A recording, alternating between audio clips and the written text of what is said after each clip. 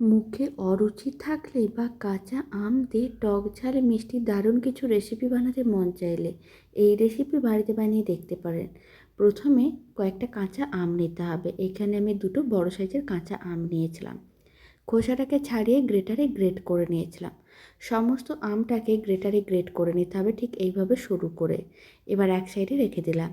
কড়াইয়ের মধ্যে 1 চামচের মতন দিয়ে দিলাম সর্ষের তেল, অল্প একটু 5 ফোড়ন আর দিয়ে দিলাম শুকনো লঙ্কা 2-3টে। অল্প একটু হলুদ গুঁড়ো দিয়ে দিলাম, এতে কালারটা ভালো আসবে। এখন গ্রেট করা আমগুলো দিয়ে দিতে হবে। সমস্ত গ্রেট করা আমটা দেওয়ার পরে নাড়াচাড়া করে নিতে হবে যাতে জল ভাবটা কমে যায় আর শুকনো শুকনো হয়ে আসে। এই সময় অল্প একটু লবণ দিলাম আর দিয়ে দিলাম 200 গ্রাম গুড়ের বাতাসা। আপনারা চাইলে চিনিও দিতে পারেন। ভাজা মশলার গুঁড়ো দিতে হবে। খুব ভালো করে সমস্ত কিছু মিশিয়ে নিতে হবে। খুব ভালো করে মিশিয়ে নেওয়ার পরে অল্প একটু জল দিতে হবে। জলটা দিয়ে আবারও খুব ভালো করে মিশিয়ে মিডিয়াম ফ্লেমে 10-15 মিনিটের মতন এইভাবেই রান্না করে নিতে হবে। তাহলে কালারটাও চেঞ্জ হয়ে যাবে আর ঘন হয়ে যাবে।